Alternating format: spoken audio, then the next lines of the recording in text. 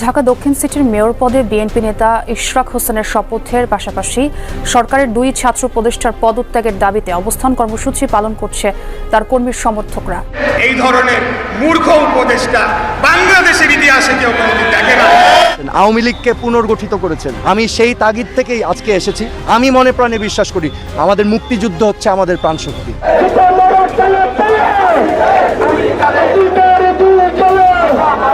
NCP week হওয়ার সঙ্গে সঙ্গে ইউনূস সাহেব উইক হয়ে পড়ছে, কারণ এনসিপি ছিল তার স্ট্রাইকিং ফোর্স। সরকার এখানে অতি চালাকি করতে যে সরকার কিন্তু ফেসে যাচ্ছে। মনে রাখবেন, সরকার চালানো আর সরকার নামানো এক জিনিস না। অন্তর্বর্তীকালীন সরকার হিসেবে ডক্টর ইউনূস দায়িত্ব নিলেও মাত্র 10 মাসের মাথায় উপদেষ্টা আসিফ ও মাহফুজ আলমের কারণে পতনের মুখে পড়েছেন তিনি। এর ফলে এই দুই উপদেষ্টাকে কঠিন হুঁশিয়ারি দিচ্ছে রাজনৈতিক নেতাকর্মীরা। বর্তমান যে স্থানীয় সরকার উপদেষ্টা, সেও ক্রমাগত মিথ্যাচার করেছে আমাদের এই আন্দোলন নিয়ে। এই ধরনের মূর্খ উপদেষ্টা বাংলাদেশের ইতিহাসে কেউ কোনোদিন দেখে না। এছাড়া অন্তর্বর্তীকালীন সরকার সম্পূর্ণ 10 মাস জুড়ে ব্যর্থতার পরিচয় দেওয়ায় তার বিরুদ্ধে রাজপথে অবস্থান নিয়েছেন সোহেল দাস। তিনি বলেন, আমার পিতা মুক্তিযুদ্ধে নেতৃত্ব দিয়েছিলেন এবং আমার মাতা বাংলাদেশের স্বাধীনতা সংগ্রামে অধিক ভূমিকা রেখেছেন, আর সেই পরিচয় থেকে আজ আমি রাজপথে এসেছি। আমরা সকলেই চাই এই ব্যর্থ উপদেষ্টা পরিষদ ভেঙে দিয়ে মুক্তিযুদ্ধের আদর্শকে সামনে রেখে একটি সুন্দর বাংলাদেশ গড়তে। একটি রাজনৈতিক পরিবারের সন্তান। আমার বাবা বাংলাদেশের প্রথম প্রধানমন্ত্রী ছিলেন, মুক্তিযুদ্ধের নেতৃত্ব দিয়েছেন। আমার মা সৈয়দা জোহরা তাজউদ্দিন বাংলাদেশের মানুষের গণতান্ত্রিক অধিকার আদায়ের লক্ষ্যে সংগ্রাম করে গিয়েছেন, আওয়ামী লীগকে পুনর্গঠিত করেছেন। আমি সেই তাগিদ থেকেই আজকে এসেছি। আমি মনে প্রাণে বিশ্বাস করি আমাদের মুক্তিযুদ্ধ হচ্ছে আমাদের প্রাণশক্তি। ইতিমধ্যে বুঝতেই পারছেন আজকের খবরটি কতটা গুরুত্বপূর্ণ একটি খবর। বন্ধুরা চলুন ভিডিওতে আজকে আর বেশি কথা বাড়াবো না, সরাসরি আজকে আমরা চলে যাব মূল ভিডিওতে, আর সেখানে আজকে আমরা দেখবো আজকের খবরের বিস্তারিত। তো বলতেছি, আসিফের যতগুলো কেলেঙ্কারি বের হয়েছে ওর ফাঁসি হয়ে যায় সেই হিসেবে। ইশরাক এবং আসিফ এই গত 6 মাসের বা গত 8 মাসের কার্যক্রমে ইশরাক নাকি আসিফ, কে বেশি দুর্নীতিবাজ প্রমাণিত হয়েছে? ইয়েস এবং নো। আসিফ না ইশরাক? কার কেলেঙ্কারি বের হয়েছে, আসিফের না ইশরাকের? আসিফের বের হয়েছে। তাহলে এখন আসিফের কেলেঙ্কারি বের হয়েছে। আসিফ দুর্নীতি করেছে, আসিফ লুটপাট করেছে, নিয়োগ বাণিজ্য করেছে, তার বাপ লুটপাট করেছে, তার বাপ আওয়ামী লীগকে পৃষ্ঠপোষকতা করেছে। আপনি এখানে আসে ইশরাককে ফাঁসাচ্ছেন। ইশরাকের ক্রাইম কি ভাই? আদালত তার পক্ষে রায় দিছে, এই তো সেই রায় অনুযায়ী সে অধিকার চায়, তাহলে সেই অধিকার দেওয়া হচ্ছে না। সেম একই অধিকার চট্টগ্রামে আপনি দিয়েছেন, চট্টগ্রামে দিয়েছেন কিন্তু ঢাকায় দিতে যাচ্ছেন না। কেন দিতে যাচ্ছেন না? কি কার মেয়াদ? দাঁড়ান, আচ্ছা ইশরাকের মেয়াদ নাই। আচ্ছা একজন ব্যক্তি, আচ্ছা আমি বলছি, ভালো বলেছেন, ইশরাক ভাইয়ের মেয়াদ নাই। এই তো ইশরাক ভাই দায়িত্বই তো নেয়নি, শপথই গ্রহণ করেনি, সে মেয়াদ পেল কই থেকে? ইশরাক ভাই তো শপথই নেননি। উনি কি একদিনের জন্য ছিলেন? বলেন, ওনার মেয়াদটা গেল কিভাবে? ওনার মেয়াদ খেয়ে ফেললো কে? এখানে দেখেন পক্ষ কয়টা, তাপস এবং ইশরাক, নাকি দুটা পক্ষ না? আদালতের কাছে কি বলেছিল যে এইরকম করে ইলেকশন ইঞ্জিনিয়ারিং করে আমাকে হারানো হয়েছে, নাকি? ইলেকশন হওয়ার 30 দিনের মধ্যে সে আবেদন করেছে যে আমাকে এই উপায়ে হারানো হয়েছে, এই কারণে আমি ভোট বেশি পেয়েছি। আপনারা বিশ্লেষণ করে এই তাপসকে পরাজিত ঘোষণা করেন, আমাকে বিজয়ী ঘোষণা করেন। সেই বিচারটাই 2 বছরে হয়েছে বা 3 বছরে হয়েছে। হওয়ার পরে আদালত কি পেল? যে হ্যাঁ, তাপস ওই সময় পরাজিত ছিল, তাই না? সেই পরাজিত হওয়ার প্রেক্ষিতে বলছে ঠিক আছে, এখন থেকে ইশরাক তাহলে বিজয়ী। তাহলে এখন আপনি বলেন, আপনি তাপসের পক্ষে নাকি ইশরাকের পক্ষে? বলেন এটা। আমি তো সেটাই বলতেছি যে ইশরাক বেশি দুর্নীতিবাজ নাকি আসিফ বেশি দুর্নীতিবাজ। আপনারা তো এই জায়গাতে ধরছেন না। এখন আসিফ হলো আপনার হলো, আমি একটা খারাপ মানুষ, সে দুর্নীতি করতে পারে, খারাপ করবে, ও তো খারাপই, নাকি? যেমন একজন সুইপার, তার কাজই তো নোংরা হাত দিয়ে নাড়া, তাই না? তা একজন সুইপার, তার কাজ নোংরা দিয়ে হাত নাড়া। তা একজন বাবুর্চি, তাকে কি আপনি অ্যাকসেপ্ট করবেন সেও হাত দিয়ে নোংরা নেড়ে আপনাকে খাওয়াবে? তাহলে আসিফ তো একজন বাবুর্চি ছিল, তা সে কেন সুইপার হতে চাইলো? আমার প্রশ্ন, তাই না? এখানে আসিফের একটা জিত কাজ করতেছে। একটা 150 টাকার ছেলে যে বাই চান্সে ক্ষমতায় ঢুকেছে, সেফ বাই চান্স, জনগণের ম্যান্ডেট নিয়ে ঢুকেছে। ইশরাক ভাই তো কিছুটা ম্যান্ডেট আছে, তাই কিছুটা তো আছে, তাই না? বেস্ট অল্টারনেটিভ না? নাকি আসিফ একজনকে এইরকম ভাবে সুপারিশ করবে, ডিও লেটার দেবে, আর সে প্রশাসক হয়ে যাবে, মেয়র হয়ে যাবে? এটা কি আপনারা চান? উত্তরের মতো আপনারা জানেন যে এরকম একটা চিঠি দিয়ে দেবে, মানে ইশরাক কিছু ভোট পেয়েছে, আদালতের রায় পেয়েছে, ওইটাই অ্যাকসেপ্টেবল না। কিন্তু আসিফ একজনের নামে ডিও লেটার দেবে, দিয়ে 2 কোটি 20 কোটি 30 কোটি টাকা নেবে, ওইটা হলো গ্রহণযোগ্য, তাই না? আপনারা আসিফ এখনো দায়িত্বে আছে কিভাবে, এটা তো আমাদের আশ্চর্য করে, তাই না? সে কি করছে, ভিয়েতনামে বট, চাইনিজ বট, ইন্ডিয়ান বট এগুলো ভাড়া কইরা তার এখানে দিয়ে কমেন্ট করাচ্ছে, তার এখানে লাইক নিচ্ছে, লাভ রেক কিনতেছে, কিনে দেখাচ্ছে কৃত্রিম ভাবে সে ব্যাপক জনপ্রিয় ভাবে আছে। অদ্ভুত তো, আসিফ এখনো দায়িত্বে আছে কিভাবে? ডক্টর ইউনূস নিজে কলঙ্কিত হচ্ছে, এইরকম একটা বাচ্চা ছেলে দুর্নীতিবাজ তাকে দায়িত্বে রেখে দিয়েছে, এখন তাকে ফেস করাচ্ছে সরকারের পক্ষ থেকে। এইটাই একটা এই সরকারের কলঙ্ক। আমরা তো বারবার বলছি, এখানে ব্যানার টাঙ্গিয়ে আমরা দেখিয়ে দিয়েছিলাম যে আসিফ কি দুর্নীতি করেছে। আসিফ কেন এই যে এনসিপি কে দায়িত্ব দিয়েছিল, যে ওয়ার্ড কাউন্সিলর, যেটা কাউন্সিলর কমিশনার এগুলো যে নিয়োগ দিবে, এগুলোর জন্য এনসিপি কে দায়িত্ব দিয়েছিল। এই যে মহাখালী ডিওএসিস এর ভিতরে একটা বিল্ডিং এ সেখানে মিটিং করেছে, ভাইবা নিয়েছে, তাহলে এনসিপি ইন্টারভিউ নেওয়ার কে প্রশাসক হবে বলেন? রূপায়ণ টাওয়ারে ইন্টারভিউ নিয়েছে, হোটেল শেরাটনে ইন্টারভিউ নিয়েছে, এনসিপি কে কেন দায়িত্ব দিয়েছে? আসিফ নিজে দুর্নীতিবাজ, তার দুর্নীতিগুলো সে ব্যাখ্যা দেখ, সে ইশরাকের দিকে আঙ্গুল তোলে কিভাবে? ধন্যবাদ জানাই জনাব আম জনতার পার্টি তারেক রহমান সাহেবকে, ধন্যবাদ জানাই। আচ্ছা, আমি বেশি কিছু বলবো না, শুধু 2 লাইন কথা বলবো। প্রথম লাইন হচ্ছে, উনি বলছে যে আসিফের ফাঁসি হওয়া দরকার। এই কথাটা কতটুকু সত্য দেখেন, আমি এই টপিকে কথা বলবো। সর্বপ্রথম যেটি আপনার আসিফের ফাঁসি, দেখেন ওদের ফাঁসি দেওয়ার জন্য কিংবা ওদের ফাঁসি হওয়ার জন্য যথেষ্ট বা বড় কোনো রিজন বা বড় কোনো কারণের কোনো প্রয়োজন নাই। জাস্ট 2টা কারণ দেখাই আমি, একদম নিজ স্তরের 2টা কারণ। কারণ নাম্বার 1, কোঠা না মেধা। এই কোঠা না মেধার নামে এরা যে কত বড় স্বৈরাচার মনে করেন বর্তমান হয়েছে, কিংবা সাধারণ শিক্ষার্থীদের যেভাবে এরা সেন্টিমেন্ট নিয়ে খেলার জন্য সাধারণ শিক্ষার্থীদেরকে যেভাবে গণহত্যা করছে এরা, ইভেন আবু সাইদকে, আপনার মুগ্ধকে, আস্তে আস্তে সবই মনে করেন প্রকাশ পাচ্ছে, তাই না? আস্তে আস্তে আরো বের হবে। উল্টো দিকে পুলিশ গণহত্যা, বাংলাদেশের সংবিধান অনুযায়ী পুলিশকে আপনি গণহত্যা করতে পারেন? আইন কি আপনি নিজের হাতে নিতে পারেন? কেন বাংলাদেশে কি সুপ্রিম কোর্ট নাই? বাংলাদেশে কি হাইকোর্ট নাই? বাংলাদেশে কি ল নাই? বাংলাদেশে কি আইন কানুন নাই? সবাই কি ফ্যাসিস্ট হয়ে গেছে? সবাই কি স্বৈরাচার হয়ে গেছে? না ভাই, স্বৈরাচার তো শুধু তাদের মুখেই ছিল যারা নাকি মূলত এই কোঠার নামে আপনার উল্টো দিকে পর্দার আড়ালে দেখছে সরকারের ক্ষমতার সেই চ্যাটটা, দেখছে টেন্ডারবাজি, দেখছে কোটি কোটি মনে করেন টাকা, লোভ লালসতা, ক্ষমতার লালসতা।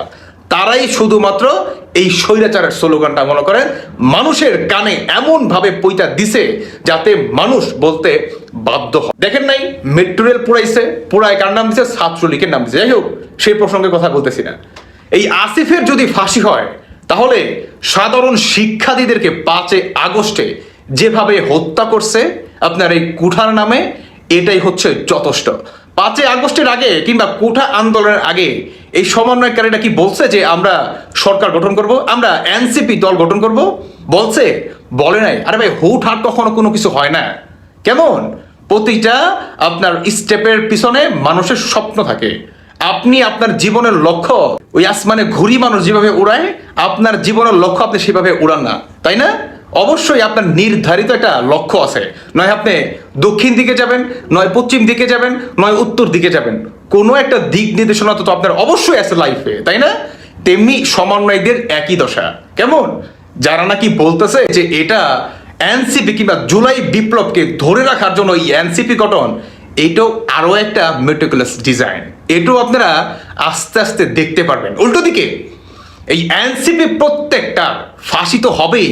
বাংলাদেশ সংবিধান লঙ্ঘন, বাংলাদেশ পুলিশ গণহত্যা, লুটপাট, এইবেন আপনার সাধারণ শিক্ষার্থীদের যেভাবে কোঠার নামে গণহত্যা চালায়, সেই মনে করেন আপনার অবস্থা। উল্টো দিকে এই আসিফের বাবা কি নোংরা রাজনীতি। ওনার বাবার একটা শোনেন নাই? আমি তো আমার ভিডিওতে দেখাইছিলাম, ডক্টর মোফাজ্জল ইসলামের লাইভে আইসা ওই টিচার উনি কথা বলছে, মানে কত নোংরা ওনার বাবা। আর উল্টো দিকে টেন্ডারবাজি, উমুকবাজি, তুমুকবাজি, ওই যে আপনার আল জাজিরার সাংবাদিক জুলকার নাইম স্যার, উনি যখন নাকি মনে করেন প্রকাশ করলো, ঠিক তখন আইসা বলে যে আমি জুলকার নাইম স্যারকে এই তথ্যটা জানাই আর তার রেফারেন্সে আপনারা জানতে পারেন। মিথ্যা বলার একটা লিমিট থাকে, বোঝেন নাই?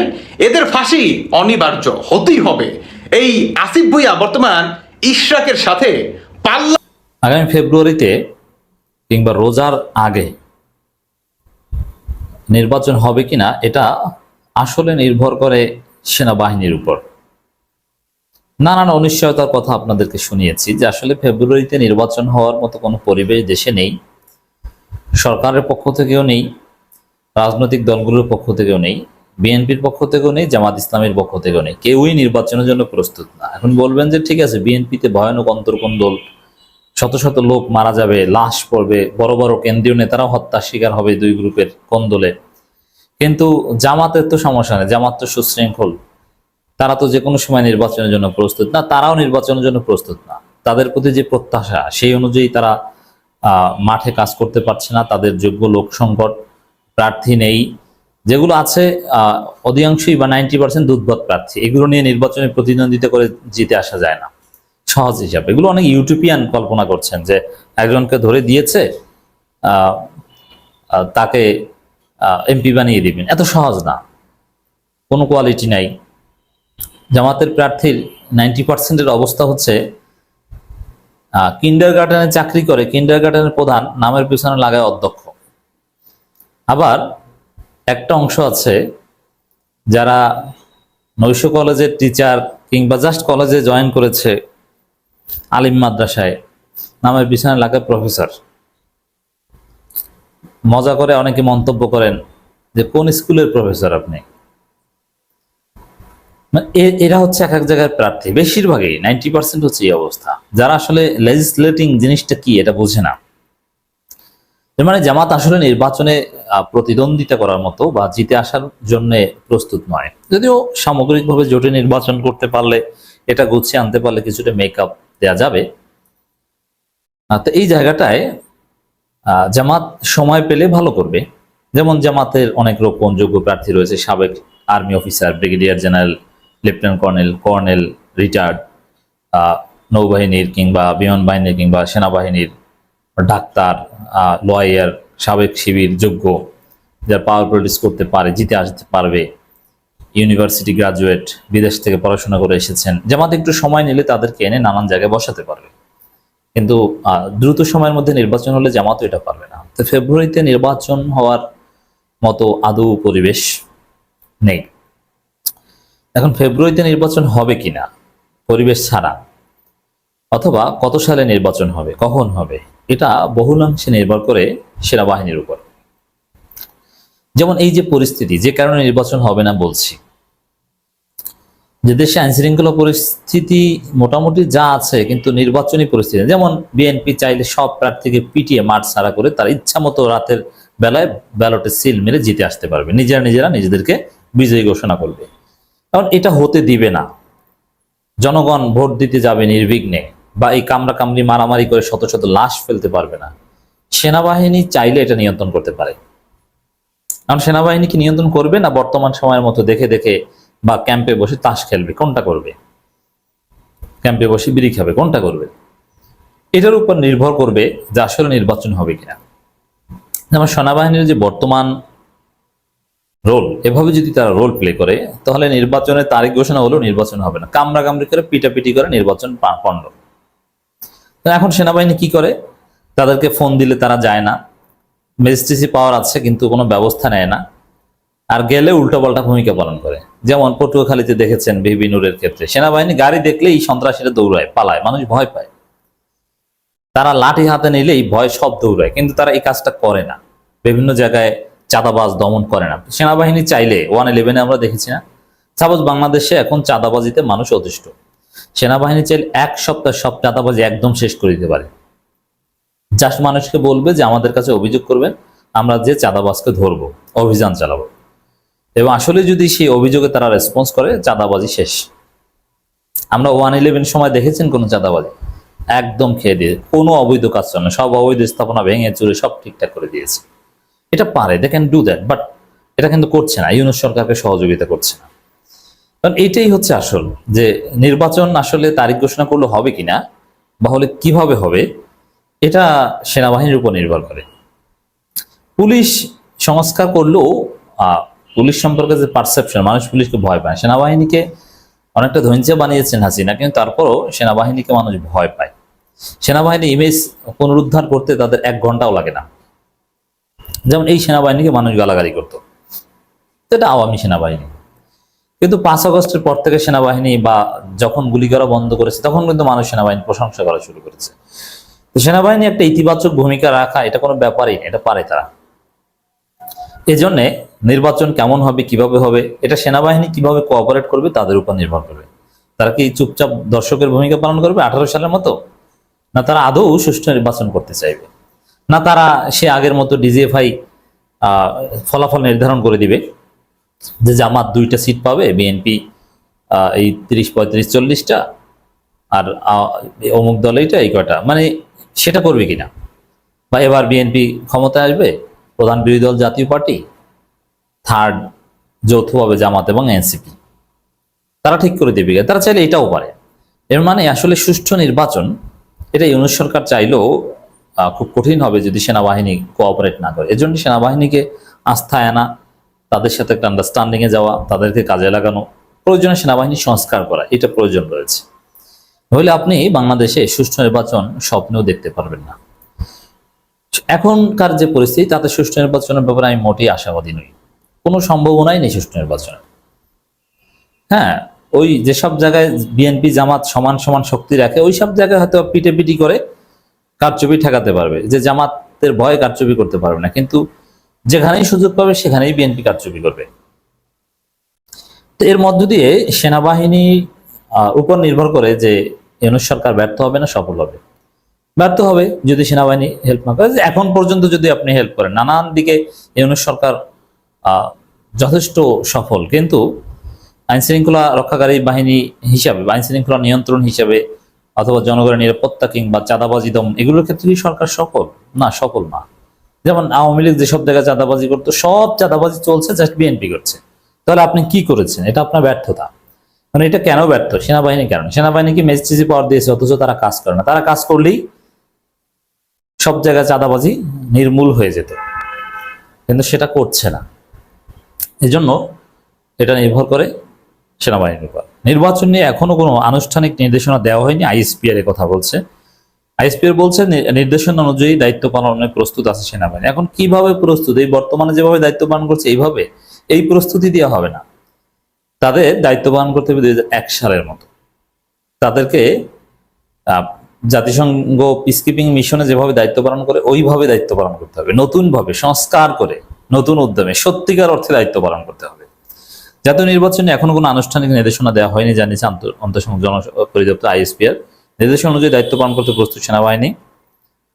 অফিসার্স মেসে প্রেস ব্রিফিং এ কথা জানান সামরিক অপারেশন পরিদপ্তর colonel staff colonel Mohammad Shafiqul Islam. Briefing এ আরো জানানো হয়, ভারত ও মিয়ানমার সীমান্তে পুশিনের মাত্রা এখনো হস্তক্ষেপ করার মতো পর্যায়ে আসেনি। ওইটা বাদ দিলাম, দেশের ভিতরে আপনারা কি করেন, যা করেন সেটা সন্তোষজনক না। যাই হোক দর্শক, ছোটখাটো কিছু অভিযান চালায়, ওইটা আবার আইএসপিআর প্রচার করে, এই যে আমরা অমুককে ধরছি তমুককে ধরছি।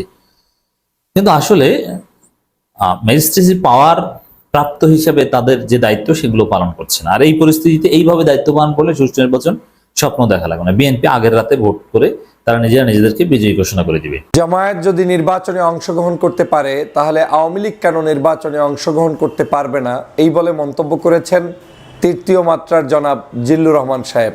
জামায়াত ইসলামের সাথে আওয়ামী লীগের সাথে কি কোনো তুলনা হয়? আর সারা বাংলাদেশের যে কোনো সংগঠনের সাথে আওয়ামী লীগের সাথে কোনো তুলনা করার কোনো সুযোগ কি আছে?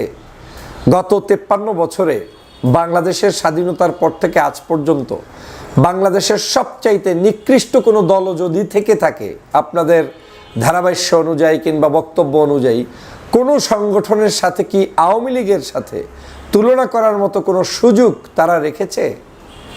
বাংলাদেশে বিভিন্ন অর্গানাইজেশনের বিভিন্ন ধরনের দোষ ত্রুটি জাতির কাছে উপস্থাপিত হতে পারে, থাকতে পারে, আলোচনা হতে পারে, সমালোচনা হতে পারে, ডিবেট হতে পারে, কিন্তু আওয়ামী লীগ যা করে গিয়েছে এটা এখন আর ডিবেটের পর্যায়ে নেই। এই আওয়ামী লীগ করে গিয়েছে চোখের সামনে মানুষদেরকে, একদম প্রধানমন্ত্রী থেকে শুরু করে ওই দলের সর্বনিম্নের যে কর্মী রয়েছেন সে পর্যন্ত এই ধরনের সন্ত্রাসী কর্মকাণ্ডের মধ্যে লিপ্ত হয়ে গিয়েছিলেন এবং তারা দিবালোকের মতো স্পষ্টভাবে জাতির সামনে, চোখের সামনে মানুষগুলোকে হত্যার জন্য নির্দেশ দিয়েছেন, খুন করেছেন, মেরেছেন এবং 16 বছরের ইতিহাসটা ছিল তাদের কি সেটা জাতি আজকে জানে। বাংলাদেশের প্রত্যেকটি প্রান্তে মানুষের কান্না ভেসে উঠত এই আওয়ামী লীগের অত্যাচারে, জুলুম, নির্যাতনে।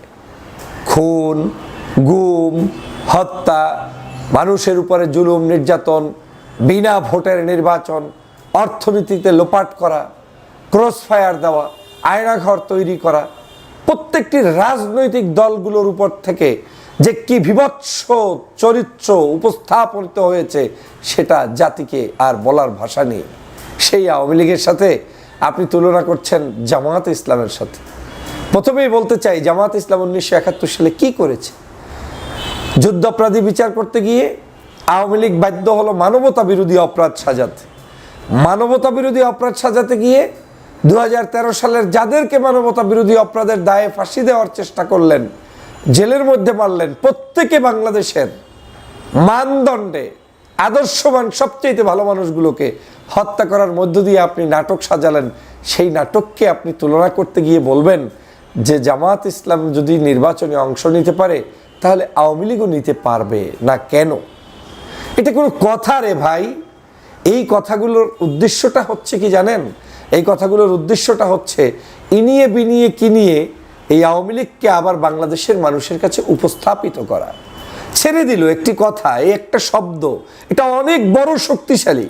এই শব্দগুলোর মাধ্যমে মানুষের মাইন্ডসেট তৈরি করার জন্য একটা পরিকল্পনার অংশ হিসেবেই নামানো হয়েছে, যাতে এই শব্দগুলো আপনি শুনতে শুনতে আওয়ামী লীগ যে খুনি, আওয়ামী লীগ যে খারাপ, আওয়ামী লীগ যে চরম ঘৃণিত একটি সংগঠন, সেটা আপনার মাথা থেকে যেন চলে যায়, ঝেড়ে যায়। সে কারণেই পরিকল্পিতভাবে এই কথাগুলো বলেছে। কারণ আওয়ামী লীগের এই অপরাধগুলোকে হালকা করতে হলে এই বাংলাদেশে একটা দলের নামই সব সময় সব জায়গায় ব্যবহার করা সহজ, সেটা হচ্ছে জামাত। এই জামাত এমন একটা নাম, এ নাম বিক্রি করে 16 বছর শেখ হাসিনা খেয়েছে। এ নাম বিক্রি করে এখন আবার নতুন নতুন অনেক মানুষ তাদের বিরুদ্ধাচারণ করতে গিয়ে তাদেরকে সেই শেখ হাসিনার ভাষাই যুদ্ধাপরাধী বানানোর চেষ্টা করছে। এ নাম বিক্রি করে আবার এখন নতুন করে আওয়ামী লীগকে পুনর্বাসন করতে চায়। আসলে আদতে আমার অ্যানালাইসিস বলে বাংলাদেশের গত 16 বছরে যতগুলো টকশো করেছি, অনলাইনে কথা বলেছি, আমি কোনো জায়গায় তো জামাতের কোনো দোষ ত্রুটি আমার কাছে এখনো খুঁজে পাইনি। নাই যে মানুষগুলোকে হত্যা করেছে যে অভিযোগের ভিত্তিতে, সে অভিযোগগুলো সম্পূর্ণ মিথ্যা, বানোয়াট। কত বড় ধৃষ্টতা দেলোয়ার হোসেন সাঈদীর মতো মানুষকে বলে 2.5 লক্ষ মানুষকে ধর্ষণ করেছে। এই যে বেকসুর খালাস পেলেন আপনার এটিএম আজহারুল ইসলাম, তাকে তো যুদ্ধাপরাধী বানিয়ে ফাঁসির কাস্টে নেওয়ার কথা ছিল। কই, তিনি তো খালাস পেয়েছেন। তার মানে প্রমাণ হয় তিনি অপরাধ করেননি এবং যাদেরকে ফাঁসি দেওয়া হয়েছে তার কেউই অপরাধ করেনি, কিন্তু তাদেরকে দেয়া হয়েছে।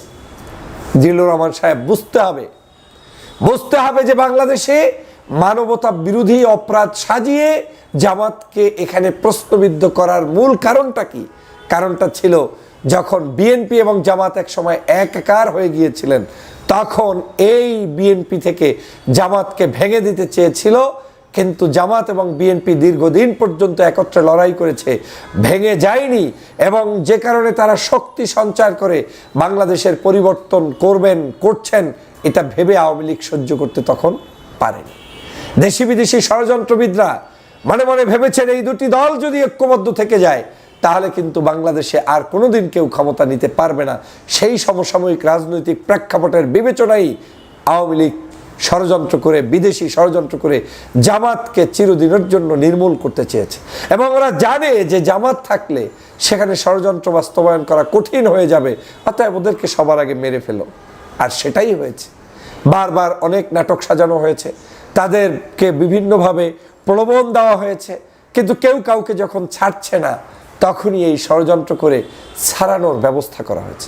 আমি তো জোর গলায় বলে যাব, মৃত্যুর আগ পর্যন্ত বলে যাব, একটা মানুষকেও, এই যারা ফাঁসির কাস্টে ঝুলেছে, একজনও অপরাধী না। এই অপরাধগুলো শুধু আওয়ামী লীগের সাজানো নাটক। আপনি কি অপরাধী বিশ্বাস করেন? আজকের আওয়ামী লীগের এই সকল অপরাধকে মানুষের সামনে নতুন করে হালকা করে দেওয়ার জন্যই এই মন্তব্যটি এসেছে বলে আমি মনে করি। এবং আওয়ামী লীগের সাথে বাংলাদেশের আর যাই হোক কোনো মানুষের সাথে তুলনা হতে পারে না। যদি আপনি তাই বলেন তাহলে বলতে হবে বাংলাদেশের ওই 1971 সালের ভূমিকার জন্য সবচাইতে বড় ক্ষমা প্রার্থী হওয়া উচিত আওয়ামী লীগকেই। কারণ আওয়ামী লীগ সেই সময় যখন উত্তপ্ত বাংলাদেশ, সেই উত্তপ্ত অবস্থায় শেখ মুজিবুর রহমান সাহেব স্বাধীনতার ঘোষণা না দিয়ে, একটি কোনো কার্যক্রমে উদ্যোগ না নিয়ে তারপরে তিনি সেই পাকিস্তানের জেলের মধ্যে, কেউ বলছেন স্বেচ্ছায় গিয়েছেন, কেউ বলছেন তাকে গ্রেপ্তার করেছেন, কিন্তু তিনি স্বাধীনতার ঘোষণাটি দিয়ে যেতে পারেননি। তাজউদ্দিন সাহেব বারবার রিকোয়েস্ট করেছিলেন যে আপনি অন্তত একটি স্বাধীনতার ঘোষণা দিয়ে যান, দেননি। যুদ্ধের মধ্যে দেশটাকে ফেলে রেখে যখন চলে গিয়েছেন তখন কিন্তু স্বাধীনতার ঘোষণা দিয়েছিলেন শহীদ রাষ্ট্রপতি জিয়াউর রহমান। এই জিয়াউর রহমান তখন আগমন করে জনতাকে উদ্ধার করে কালুরঘাট বেতার কেন্দ্র থেকে যখন স্বাধীনতার সেই ডাক দিলেন, সেই ডাকের উপর ভিত্তি করে যুদ্ধ চলল 9 মাস। তারপরে 71-এ আমরা স্বাধীনতার স্বাদ পেলাম, মুক্তিযুদ্ধ পেলাম। আজকের আপনি কি বলছেন? কে যুদ্ধ অপরাধী, কে মানবতা বিরোধী অপরাধী?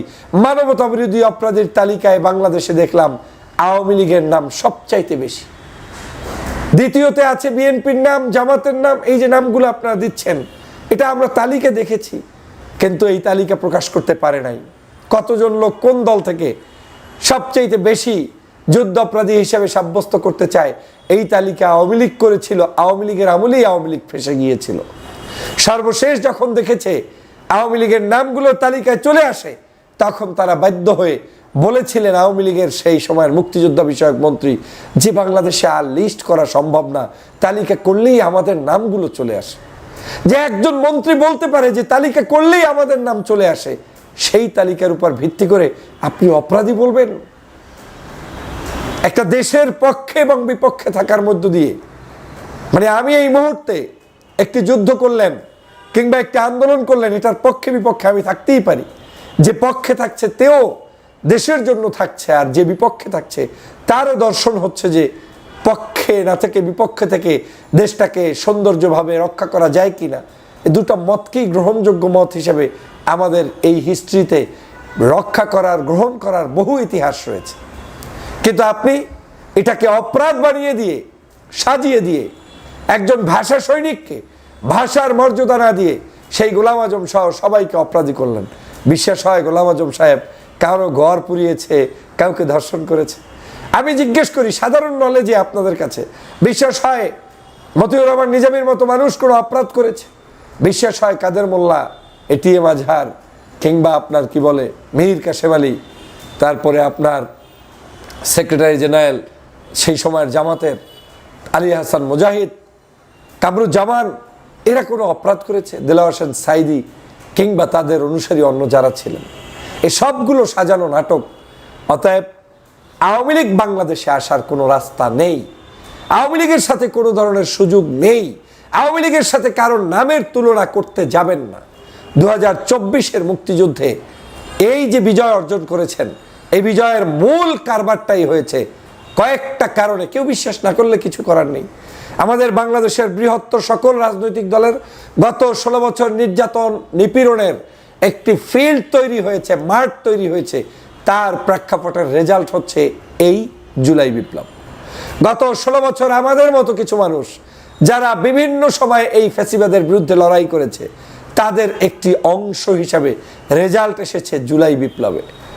আর এই গত 16 বছরে যারা নির্যাতনের শিকার ছিলেন, বিএনপি, জামায়াত এবং দেশনেত্রী বেগম খালেদা জিয়া, জামাত ইসলামের এই শীর্ষ নেতা 11 জন, এই সকল মানুষের উপরে অত্যাচার, জুলুম, মৃত্যুবরণ করিয়ে দেয়া, মেরে ফেলা, গুম করা, খুন করা, আয়নাঘর তৈরি করার অপরাধী আওয়ামী লীগের পতন হয়েছে।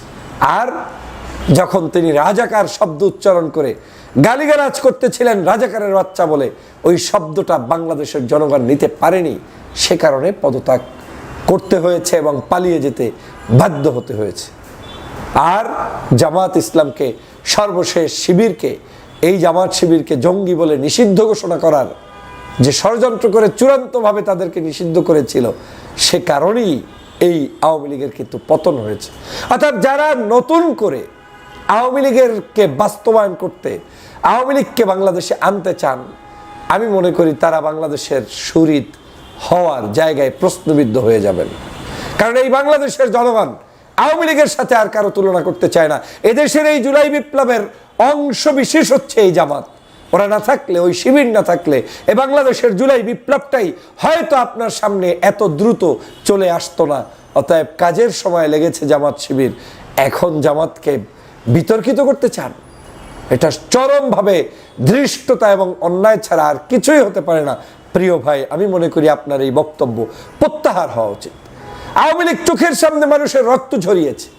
সারা বাংলাদেশের ইতিহাসে 53 বছরে কেউ এই দেশ থেকে পালিয়ে যায়নি, কিন্তু আওয়ামী লীগ গিয়েছে।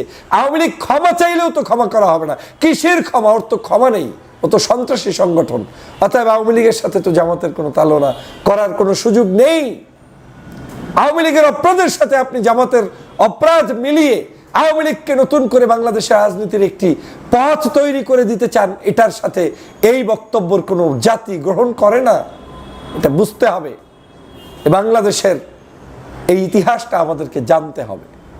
প্রিয় সহযোদ্ধা ভাইরা, আজ এই বাংলাদেশে গভীর ষড়যন্ত্র এখনো চলমান। আমি মনে করি এই আওয়ামী লীগ ফেরত আসলে বাংলাদেশের সবচাইতে যারা ক্ষতিগ্রস্ত হবে, তার মধ্যে বর্তমান প্রেক্ষাপটে বড় ক্ষতিগ্রস্ত হবে বিএনপি। কেউ মানেন কিংবা না মানেন, কারণ বাংলাদেশের মানুষ বিএনপি এবং আওয়ামী লীগকে বিভিন্ন কারণে এক করতে চায়, যদিও আমি এটা বিশ্বাস করি না। বিএনপির চরিত্রের সাথে আওয়ামী লীগের চরিত্র যায় না, কিন্তু তারপরেও দুটি বড় দল ছিল। অনেকের ধারণা যে বাংলাদেশের হয়তো এই বিএনপির এবং আওয়ামী লীগ প্রায় কাছাকাছি সংগঠন বিশ্বাসের দিক থেকে। এই বক্তব্যগুলো যারা দিয়ে এই নর্মালাইজ করতে চায় আওয়ামী লীগকে, আমি মনে করি তাতে বিএনপিরই ক্ষতি হবে। কারণ ভারত বিরোধী এবং দেশের স্বাধীনতার পক্ষে যারা যারা এই মুহূর্তে আওয়ামী লীগের বিরোধী রয়েছে, তারা কেউ কোনো অবস্থায় আওয়ামী লীগের পুনর্বাসন চায় না। অতএব কেউ যদি আওয়ামী লীগের পুনর্বাসনে সহযোগিতা করে, তার একটা বড় ধাক্কা বিএনপির মতো সংগঠনকে ভোগ করতে হবে। বাকিরা কিন্তু ওই যেহেতু আওয়ামী লীগের চূড়ান্ত বিরোধী সংগঠন, তারা কিন্তু বিরোধিতার কারণেই জনগণের ভালোবাসায় আকৃষ্ট হয়ে বাংলাদেশের জনগণের ভালোবাসার সংগঠনে রূপান্তরিত হবে। আমার কাছে মনে হচ্ছে এই ধরনের কাজ করে বাংলাদেশে এখন নতুন করে বিএনপির বিরুদ্ধে, জামাতের বিরুদ্ধে বা অন্য কোনো সংগঠনকে ক্ষতিগ্রস্ত করার কোনো যৌক্তিকতা নেই। আসুন আমরা সবাই মিলে ঐক্যবদ্ধভাবে আওয়ামী লীগের এই ষড়যন্ত্রের পথ রুখে দেই এবং আওয়ামী লীগের বিরুদ্ধে আমাদের যে অবস্থান যুগে যুগে ছিল, সেই অবস্থানকে সুদৃঢ় করি এবং ফ্যাসিবাদী শেখ হাসিনার সকল বাংলাদেশে প্রতিষ্ঠিত হওয়ার যে স্বপ্ন এবং তিনি যাদের মাধ্যমে প্রতিষ্ঠিত হতে চান, তাদের যে নতুন এজেন্ডা, সেখান থেকে আমাদের সাবধান হতে হবে। আল্লাহ পাক আমাদের সেই তৌফিক দিন। আমিন। আসসালামু আলাইকুম ওয়া রাহমাতুল্লাহি ওয়া বারাকাতুহু। তাদের যে একটা প্রাথমিক তালিকা তৈরি করা হয়, সেটি তৈরি হয়ে গেছে। ফেব্রুয়ারি মাসের মধ্যেই সাধারণত একটা তালিকা তৈরি হয় এবং তারপরে কিছু প্রসেস আছে। তারপরে সেই তালিকা থেকে একজন বা একাধিক মানুষ বা সাথে কখনো কখনো প্রতিষ্ঠানকেও নোবেল শান্তি পুরস্কার দেওয়া হয়। তো এবছর কে নোবেল শান্তি পুরস্কার পাবে তার চেয়েও আলোচনা বেশি শুরু হয়ে গেছে হঠাৎ করেই, যে আগামী বছর 2026 সালে কে নোবেল পুরস্কার পাবে। এবং দুজন খুব হাই প্রোফাইল ক্যান্ডিডেট ইতিমধ্যে আমরা পেয়েছি। আপনারা জানেন যে গত বুধবার আমেরিকার ওয়াশিংটন ডিসির হোয়াইট হাউসে পাকিস্তানের সেনা প্রধান আসিম মুনির, জেনারেল আসিম মুনির, তিনি ট্রাম্পের সাথে লাঞ্চ করেছিলেন এবং ট্রাম্প কানাডায় ছিলেন G7 এর মিটিং এ। সেখান থেকে তিনি তড়িঘড়ি করে চলে আসছেন আমেরিকায় এবং আমরা শুনেছিলাম যে তিনি ইরান এবং ইসরায়েলের মধ্যে যে যুদ্ধ শুরু হয়েছে, সেই যুদ্ধের প্রেক্ষিতে G7 মিটিং ইনকমপ্লিট রেখেই চলে আসছেন। কিন্তু এর পাশাপাশি এটাও একটা কারণ ছিল, জেনারেল আসিম মুনিরের সাথে তার মিটিং এবং ফলোড বাই লাঞ্চ। এবং সেই মিটিং শেষে আসিম মুনির বলেছিলেন যে শান্তি প্রতিষ্ঠায় ভূমিকার জন্য প্রেসিডেন্ট ডোনাল্ড ট্রাম্পের নোবেল পুরস্কার পাওয়া উচিত। আমরা ব্যাপারটা নিয়ে কিন্তু ব্যাপারটা একটু রসিকতার ভাবেই নিয়েছিলাম, এবং আমরা মনে করেছিলাম যে এটা বোধহয়, যেহেতু আমাদের এই কালচার, এই সাউথ এশিয়ান একটা কালচার যে কাউকে একটু তেল দেওয়া, তো আমরা কিন্তু প্রথমে মনে করেছিলাম যে পাকিস্তানের জেনারেল একটু তেল দিয়ে আসলো, কিন্তু ব্যাপারটা কিন্তু সেই পর্যায়ে থাকেনি। ট্রাম্প নিজেও কিন্তু এই নোবেল পাওয়ার ব্যাপারে খুব আগ্রহী। এই যে দেখেন ট্রাম্পের নিজের মুখের কথাটা একটু শুনি। Well, they should give me the Nobel Prize for Rwanda, and if you look the Congo, or you could say Serbia, Kosovo, you could say a lot of them. You could say, I mean, the big one is India and Pakistan. I should have gotten it 4 or 5 times. I should get it for the. I would think the Abraham Accords would be a good one too. They won't give me a Nobel Peace Prize because they only give it to liberals.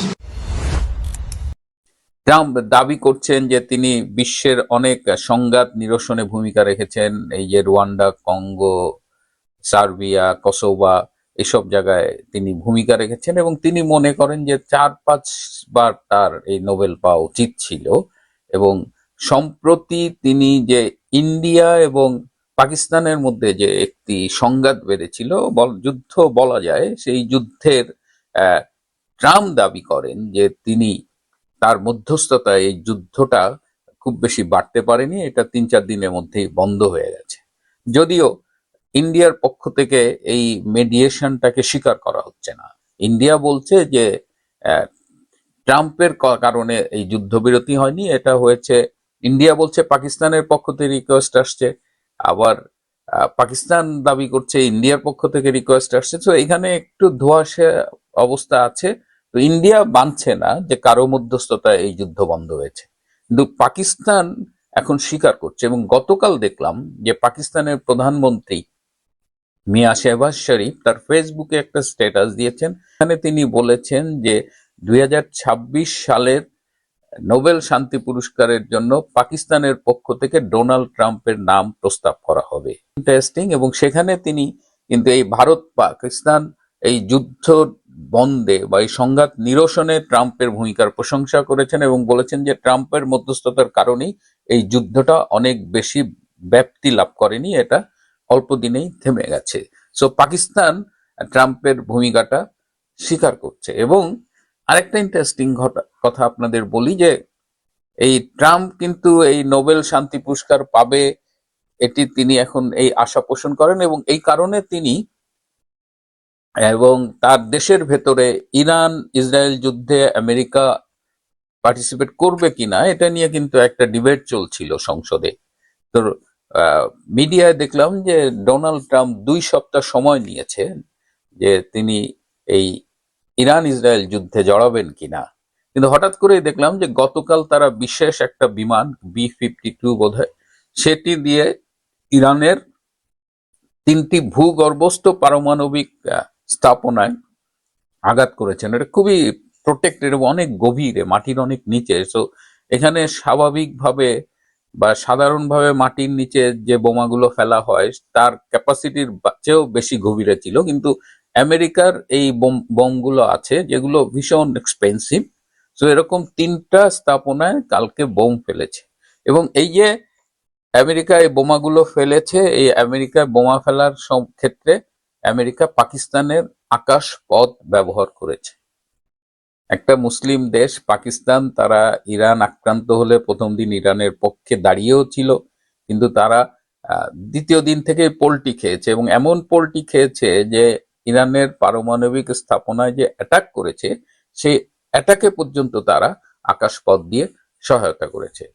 তো ঠিক বোঝা যাচ্ছে না যে একদিকে Trump দাবি করছে বিভিন্ন সংঘাত নিরসনে তিনি ভূমিকা রাখছে, এবং এই যে তিনি ইরানে আক্রমণ করলেন, আবার এটা নিয়ে তিনি সোশ্যাল মিডিয়ায় স্ট্যাটাস দিয়েছেন, এবং আক্রমণের পরে শেষ লাইনে লিখেছে যে এখন থেকে আবার শান্তির শুরু হলো আর কি। তার মানে তিনি শান্তির পক্ষে স্ট্যান্ড নিচ্ছেন, যুদ্ধ করছেন, বোমা ফেলছেন, কিন্তু আবার স্ট্যান্ড নিচ্ছেন।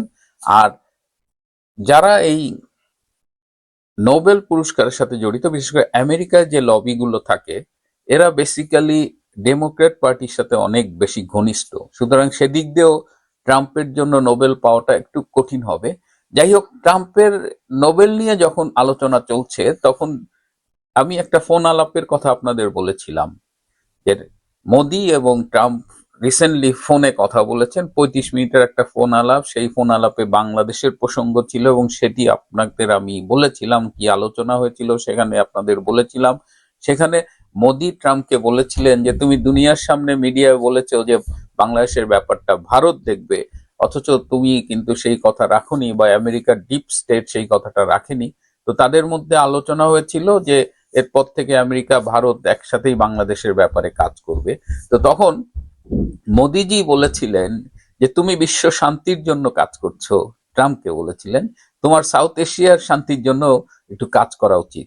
তবে তুমি মনে রেখো যে সাউথ এশিয়ার একটি দেশ বাংলাদেশে আরো একজন নোবেল লরিয়েট আছেন যিনি শান্তিতে নোবেল পেয়েছেন, যিনি আবারও রোহিঙ্গাদের নিয়ে কাজ করে শান্তিতে নোবেল পেতে চান। This is another interesting story. বাংলাদেশের, যখন আমি ট্রাম্পের কথা বললাম, বাংলাদেশের যে বর্তমান অবৈধ প্রধান উপদেষ্টা, যিনি অবৈধভাবে ক্ষমতা দখল করেছেন এবং একটি অসাম্প্রদায়িক দেশকে কিভাবে মুসলিম উগ্রপন্থার দিকে ধাবিত করছেন, দেশটাকে কিভাবে তালেবানীকরণ করছেন, যেটা নিয়ে তুরস্ক থেকে একজন সাংবাদিক খুব রিসেন্টলি লিখেছেন। তো সেই ডক্টর ইউনূসও এখন আরেকটি নোবেল পাওয়ার স্বপ্ন দেখছেন। আপনারা জানেন যে 1901 সাল থেকে শান্তিতে যে নোবেল পুরস্কার দেওয়া হয়, সেই থেকে কোনো ব্যক্তি দ্বিতীয়বার শান্তিতে নোবেল পুরস্কার পাননি। রেড ক্রস 3 বার প্রতিষ্ঠান হিসেবে পেয়েছে, জাতিসংঘের বোধহয় UNHCR তারা বোধহয় 2 বার পেয়েছে, বাট কোনো ব্যক্তি দ্বিতীয়বার শান্তিতে নোবেল পুরস্কার পাননি। ডক্টর ইউনূস একটা ইতিহাস গড়তে চাচ্ছেন এবং তিনি এই কারণে রোহিঙ্গাদের নিয়ে তিনি কিন্তু রোজার মাসে গিয়ে রোহিঙ্গাদের সামনে বলে এসেছেন যে আগামী ঈদ আপনারা মিয়ানমারে করবেন, আপনাদের নিজস্ব ভূমিতে। আগামী ঈদ মানে গত কুরবানির ঈদ। তো কুরবানির ঈদে আপনারা দেখছেন কোনো নামগন্ধ আছে? কিন্তু তিনি বলেছেন, আমি একটা জিনিস খেয়াল করেছি যে ডক্টর ইউনূস ভীষণ স্বপ্ন দেখাতে ভালোবাসেন। আরেকটু ঘুরিয়ে বললে বলা যায় যে তিনি ভীষণ মিথ্যে কথা বলতে ভালোবাসেন। তিনি স্বপ্ন দেখান। আমরা বাঙালি জাতি কোনো কিছু বিবেচনা না করে স্বপ্ন দেখতে ভালোবাসি। সেই স্বপ্ন অধিকাংশ সময় স্বপ্ন দোষে পরিণত হয়। এই যে আমরা কি কেউ ডক্টর ইউনূসকে প্রশ্ন করেছি যে আপনি বললেন আগামী ঈদ রোহিঙ্গারা স্বদেশের মাটিতে করবে, কোথায়? কোনো লক্ষণ নাই। তো এখন তিনি রোহিঙ্গাদের ইস্যু কোনোভাবে সলভ করে বা রোহিঙ্গাদের নামে মানবিক করিডোর করে এটাকে একটা ফ্লেভার দিবে যে হিউম্যান রাইটস নিয়ে তিনি কাজ করছেন, পিস স্টাবলিশ করছেন। এসব করার জন্য তিনি একজন লবিস্ট পাঠিয়েছেন। এই মুহূর্তে ডক্টর খলিলুর রহমান, আমাদের ন্যাশনাল সিকিউরিটি অ্যাডভাইজার, তিনি আমেরিকায় আছেন এবং তিনি এই নোবেল সংশ্লিষ্ট ডেমোক্র্যাট এবং অন্যান্য যারা আছেন তাদের সবার সাথে মিটিং করে লবিং করছেন ডক্টর ইউনূস যেন 2026 সালে শান্তিতে আরেকবার নোবেল পুরস্কার পান। সো মানে ঘটনাটা খুব ইন্টারেস্টিং যে একদিকে ট্রাম্প নোবেল চাচ্ছে, আর একদিকে আমাদের ডক্টর ইউনূস নোবেল চাচ্ছে। তিনি আবার অ্যাবনর্মালি একটা ডিজায়ার পোষণ করছেন আর কি। তো দুজনই আবার স্ব ক্ষেত্রে, একজন সন্ত্রাস, জঙ্গিবাদ, উগ্রবাদ এগুলো লালন করছে বাংলাদেশে, আর একজন বিশ্বের বিভিন্ন দেশে শান্তি প্রতিষ্ঠার নামে দেখা যাচ্ছে যে কোথাও মিটিং করছেন আবার কোথাও বোমা ফেলছেন। তো এই অবস্থায় আমরা দেখি 2026 সালে কে নোবেল পায়। খেলা জমে গেছে, আমরা দেখি। আর ডক্টর ইউনূস নোবেল পাবেন বা আর কতদিন বাংলাদেশের ক্ষমতা আঁকড়ে থাকতে পারবেন কিনা এটা নিয়েও যথেষ্ট সন্দেহ আছে, কারণ বাংলাদেশ তিনি ম্যানেজ করতে পারছেন না। He has terribly field.